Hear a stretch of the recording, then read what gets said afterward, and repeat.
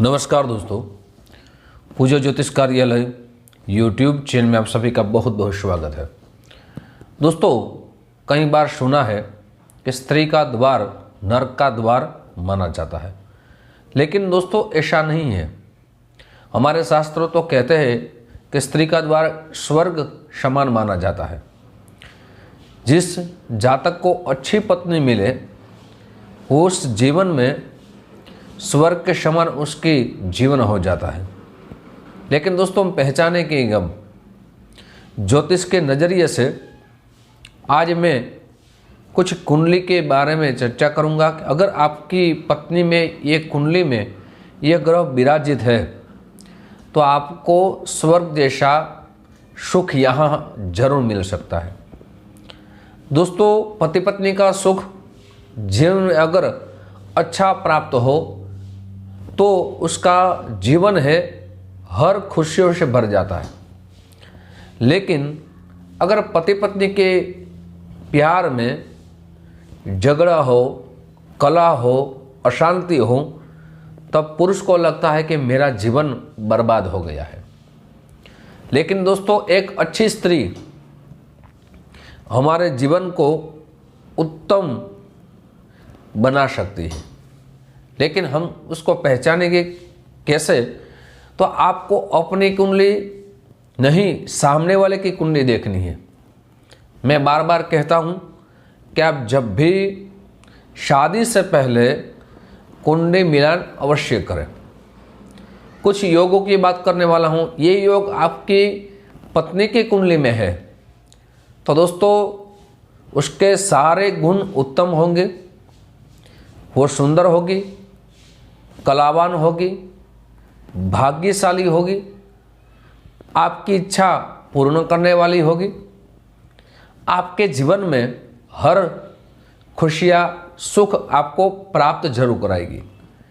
लेकिन दोस्तों, कुंडली को माध्यम यहाँ रखना बहुत जरूरी है।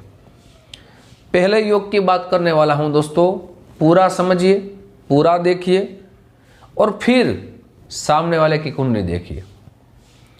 आप सरलता से जान पाए ऐसा मैं प्रयास करने वाला हूं।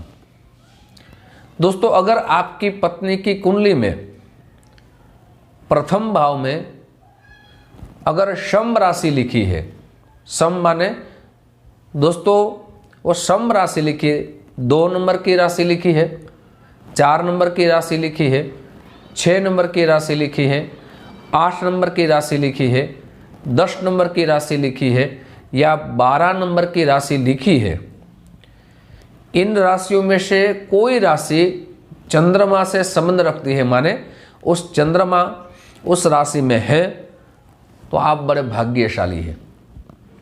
आपको सुंदर पत्नी मिलेगी, आपको कुलवान होंगे, आपके कुल को आगे ले जाएगी, आपकी हर इच्छा वो जरूर पूर्ण करेंगे। दोस्तों, ये पहले योग की बात की। ऐसे और भी योग की मैं बात करने वाला हूँ, लेकिन उनसे पूर्व मेरी एक छोटी सी गुजारिश है। जो मेरे नए दोस्त मेरा चैनल देख रहे हैं, दोस्तों अगर इस चैनल को आपने सब्सक्राइब नहीं किया एक बार ज़रूर सब्सक्राइब कर लीजिए। साथ ही वीडियो आपको पसंद आए तो ज़रूर लाइक का बटन दबाइए। ये वीडियो अपने दोस्तों में ज़्यादा से ज़्यादा शेयर कीजिए, वो भी ये जानकारी प्राप्त कर सके। साथ ही दोस्तों ऑल बटन जरूर दबाइए, मेरे सारे नए वीडियो की जानकारी सबसे पहले आपको प्राप्त हो। बहुत से लोगों के हमें SMS आते हैं, कॉल आते हैं कि हमें अपनी जन्म कुंडली के बारे में जानना है, क्या प्रोसेस है। तो आपको अपना संपूर्ण नाम, जन्म डेट, जन्म समय और जन्म स्थल इसी व्हाट्सएप नंबर में भेज देंगे। वहाँ आपको पेटीएम फ़ोन पे नंबर दिया जाएगा, सुनिश्चित दक्षिणा भेज देंगे, आपकी कुंडली आपको भेजी जाएगी, जिसमें शास्त्रोक्त उपाय लिखे होंगे, सरल उपाय लिखे होंगे, आपको कौन सा रत्न धारण करना चाहिए सब विस्तार उसमें लिखा होगा। दोस्तों, हम दूसरी योग की बात करें तो बहुत से लोगों की एक इच्छा रहती है कि हमारे यहाँ अच्छे संतान प्राप्त हो, हमारे कुल का नाम रोशन करें। तो दोस्तों, आपको सामने वाले की कुंडली में ये योग आपको देखना है। अगर ये योग का निर्माण हो रहा है तो आपका कुल दीपक जरूर आपको प्राप्त हो सकता है। अगर सामने वाले की आपकी स्त्री की कुंडली में जो संतान का भाव पंचम भाव माना जाता है, पंचम भाव में वो गुरु और शुक्र दोनों ग्रह युति कर रहे हैं, तो आपके परिवार में कुल दीपक माने अच्छे संतान जरूर प्राप्त होंगे। दोस्तों, कई बार लोग हमें कहते हैं कि हमारी बहू आने से कारण हमारा जीवन, हमारा परिवार बड़ा भाग्यशाली बन गया है। अगर आपको सामने वाले की कुंडली मिल जाए तो आप कब देख पाएंगे कि आपका कुल भाग्यशाली बन सकता है? तो दोस्तों, आपको क्या देखना है, सामने वाले की कुंडली में लग्न भाव में गुरु और शुक्र दोनों ग्रह युति कर रहे हैं और एक ग्रह बलवान है, तो आपको जो पत्नी आने वाली है आपके घर, आपका घर भी भाग्यशाली जरूर बन सकता है। दोस्तों, सिर्फ आपको कुंडली देखनी है, मुझे लग रहा है आपको आपके जीवन में हर खुशियाँ प्राप्त जरूर होगी। साथ ही दोस्तों, अब जो मैं कहने वाला हूँ और योग की बात करने वाला हूँ, ये योग कहने वाला हूँ दोस्तों, ध्यान से सुने। अगर ये सामने वाले की कुंडली में ये योग का निर्माण हो रहा है तो मुझे लग रहा है आपकी इच्छा के अनुसार या दोनों के विचार एक जरूर मिलेंगे। जब दोस्तों लग्नेश माने प्रथम भाव का मालिक और शुक्र दोनों किसी भी भाव में युति कर रहे हैं, दोनों को बहुत ही अच्छे यहाँ सुंदर विचार मिलेंगे और दोनों के बीच प्रेम भी बहुत ही अच्छा रह सकता है। दोस्तों, हम आगे बढ़ना चाहते हैं तो आर्थिक स्थिति भी देखनी जरूरी है। कभी कभी ऐसा रहता है कि कोई ना कोई कारण पति विवश हो जाता है और जो अपने परिवार की देखभाल करनी चाहिए वो नहीं कर पाते। पैसे की वजह से कुछ दिक्कतें आती, यह भी देखा गया है।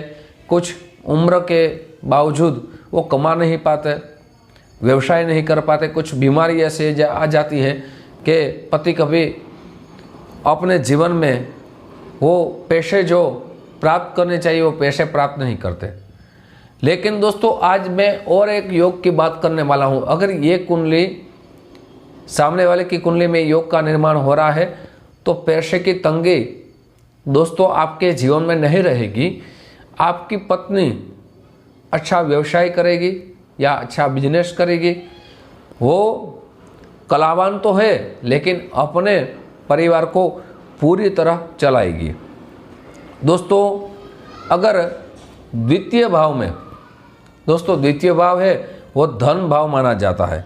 अगर 3 ग्रह वहाँ उपस्थित है और तीनों ग्रह में से एक ग्रह बलवान है तो मान लीजिए आपके जीवन में किसी भी प्रकार की परेशानी आने से पहले आपकी पत्नी वो परेशानी ले लेगी। शुक्र, गुरु और चंद्रमा, ये 3 ग्रहों में से कोई एक ग्रह बलवान है तो आपकी परेशानी जरूर वो दूर कर सकती है। दोस्तों, और एक योग की बात करने वाला हूँ। जो योग आपकी पत्नी की कुंडली में निर्माण हो रहा है तो आपको तो दोस्तों राजयोग का निर्माण होगा। कई बार कहते हम कि हमारी पत्नी आई और हमारे धन की अभिवृद्धि हुई, हमारे जीवन में दोस्तों हर खुशी हमें प्राप्त हुई, हम लग्जरी लाइफ जीने लगे। ऐसा कब संभव हो सकता है? अगर दोस्तों जन्म कुंडली में सप्तम भाव में विषम राशि में से कोई एक राशि लिखी है, जैसे 2 नंबर की राशि लिखी है, 4 नंबर की राशि लिखी है, या 6 नंबर की राशि लिखी है, या 8 नंबर की राशि लिखी है, या 10 नंबर की राशि लिखी है, या 12 नंबर की राशि लिखी है और सप्तम भाव में गुरु और शुक्र युति कर रहे हैं, दोस्तों आप राजयोग की प्राप्ति कर पाएंगे। आपका परिवार जरूर राजयोग की प्राप्ति कर पाएंगे और ऐसी लड़की भी अच्छे घराने में जन्म प्राप्त करती है।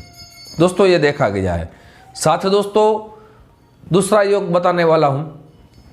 जन्म कुंडली में प्रथम भाव में गुरु विराजित है और सप्तम भाव में चंद्रमा विराजित है, तो बहुत ही सुंदर योग का निर्माण होगा। प्रथम भाव में गुरु विराजित है और सप्तम भाव में चंद्रमा विराजित है, तो गज गेसर योग का निर्माण होगा। आप दोनों धन प्राप्ति होगी और आपका जीवन बहुत ही उत्तम रह सकता है। दोस्तों, साथ ही दोस्तों, कई बार देखा गया है कि किसी की पत्नी सुंदर तो है, साथ साथ उसकी माधुर्यता, उसकी वाणी में भी माधुर्य आती है। वो कब आती है दोस्तों, ये देखा गया है अगर जन्म कुंडली में प्रथम भाव में शुक्र और चंद्रमा युति कर रहेंगे, तब वो पत्नी सुंदर तो होगी लेकिन उसकी वाणी में एक अच्छा प्रभाव रहेगा। जैसे वो बोलेगी, जाने माँ सरस्वती की कृपा न हो। दोस्तों, आज आपके सामने मैंने आपकी पत्नी आपको सुंदर प्राप्त हो, आपका जीवन बहुत ही उत्तम रहो, इसलिए कुछ योगों की बात की है। आपके सामने ऐसे योगों की बातें करता रहूँगा। आप जो हमें प्यार दे, और उस प्यार के लिए आप सभी को दिल से बहुत बहुत धन्यवाद। यूट्यूब के माध्यम से फिर मुलाकात होगी। जय श्री कृष्ण महादेव।